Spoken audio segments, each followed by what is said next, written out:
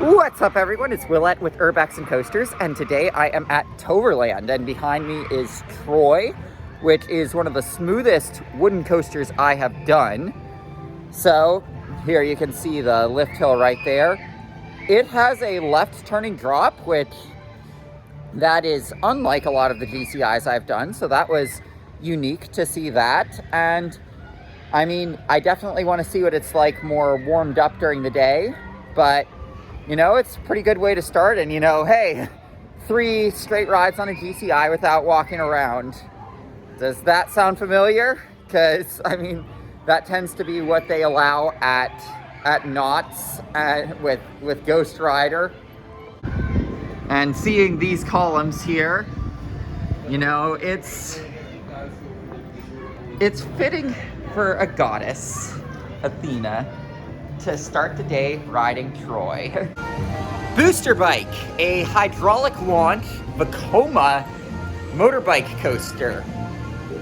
Launch is better than the Zamperla ones. I think it's better than the tire drive launches on the Intamins.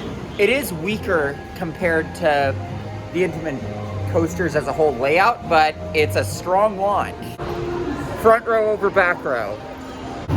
So they have a bobsled here at Toverland, and I've heard some rumors that this is going to funk soon, so I am really glad that I got to go on it. And I am gonna say it's more of a coaster than Little Stingray at Bushkill Park. Like, I mean, the park doesn't even really market that as a coaster, but yeah, so it's not a coaster. I don't count it as a credit, but I'm really glad I got to do it. It's a cool ride, and yeah, I hope you enjoyed getting to get that footage of it, and I certainly enjoyed riding it.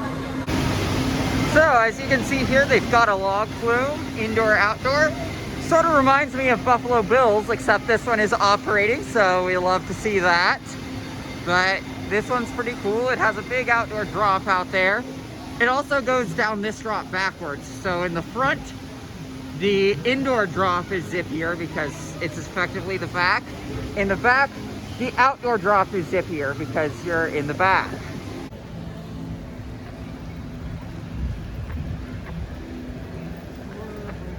Beautiful layout here, looking at this spinner. So that first ride on the spinner, I didn't get a ton of spin. I'm gonna try facing the other direction later, but now let's go on to the next thing. Phoenix. As of right now, I believe this is the largest coaster of the trip. It's not gonna stay that way for long, but this is our second B&M.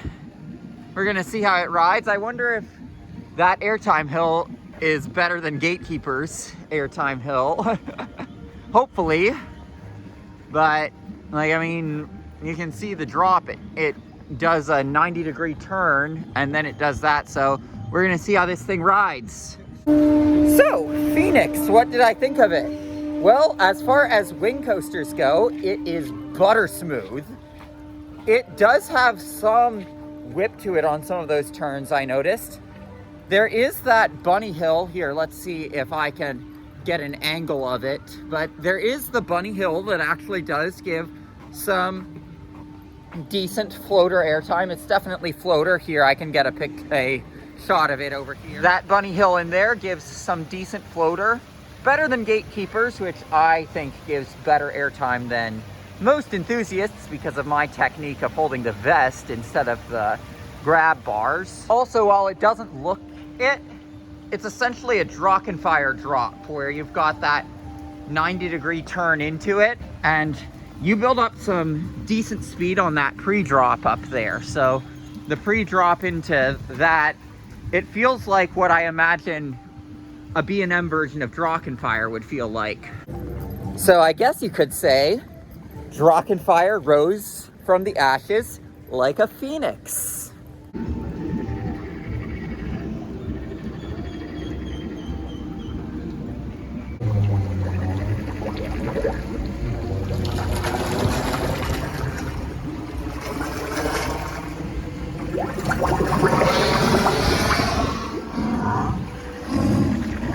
Maybe it's like the lake monster from Chippewa Lake Park in Carnival of Fear.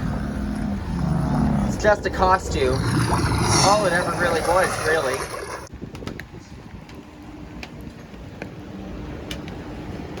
More wing coasters really should have a pre-drop like that. I really like what that pre-drop does to the wing overdrop. And let's get an off-ride video.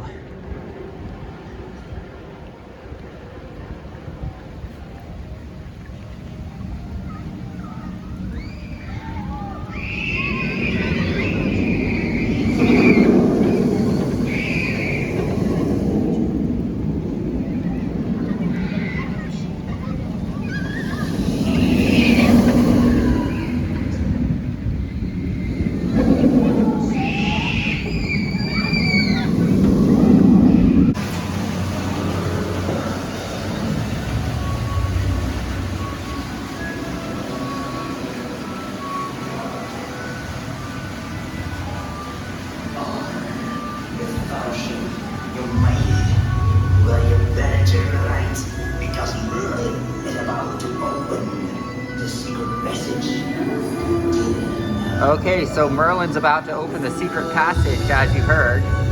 Got some fog in there. Then we're gonna see Merlin open the secret passage.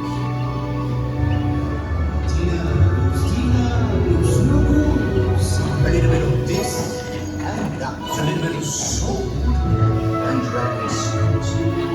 Here go. Got some books here.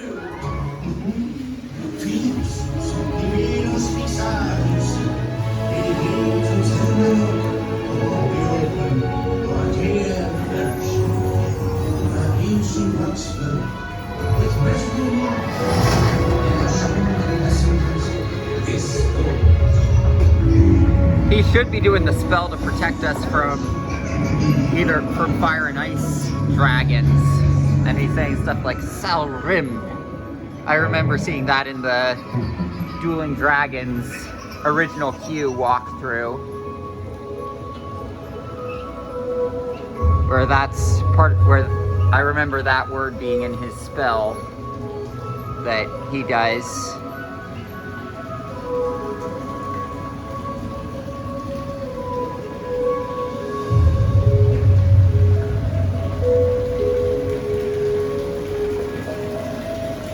And then very fey coated here.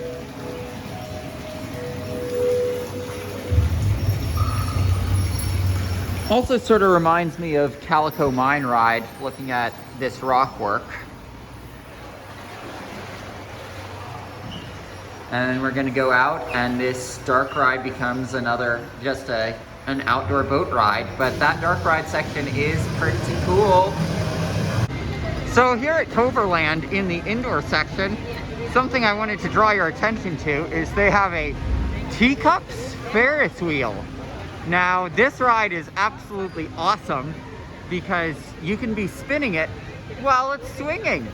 Spinning and swinging. And this one's fairly easy to spin too, so, you know, it's a good ride for spinning because of the fact that it gives all those extra axes of motion. Really excites me for a certain spinning ride that we're going to be doing pretty soon. It might end up being number 450 for me. Number 450 on my credit count. We shall see. So here at Toverland, they have a fun house here, and it has a rotating barrel. You may remember one of these in my footage of Bushkill Park, or you may remember one from, well, I mean, it's not exactly the same as the one at Bushkill Park or the one at Whalum, where you can see they can try to do cartwheels, but it is a cool barrel that you can walk through like this. So yeah, this is pretty cool. And I'm gonna go down that like a slide, and unfortunately that does stop it when you do that, so you can't just constantly do that to laugh, but it's fun. And we've got a slide going out of this fun house. So here, let's take a look at this.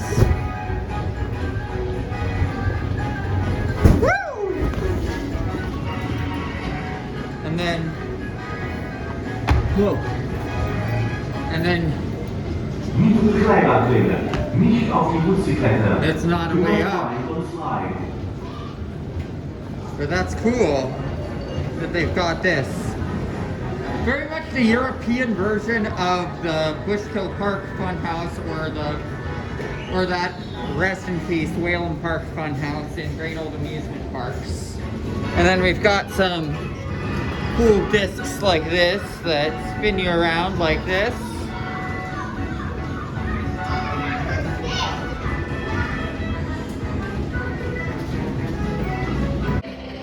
So, final thoughts on Toverland.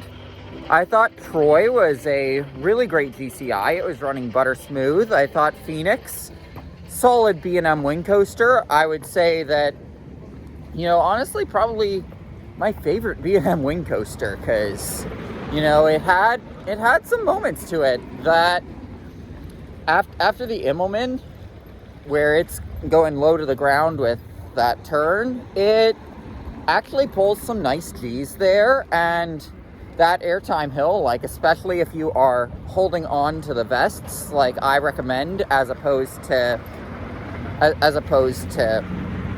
holding on to the grab bars, you actually get some pretty decent floater on that little airtime hill. And that, because there is the 90-degree turn before the wing over drop, it kind of feels like you are getting, like, it kind of feels like you're getting a speed boost into that drop. So it was a different sensation that I'm used to.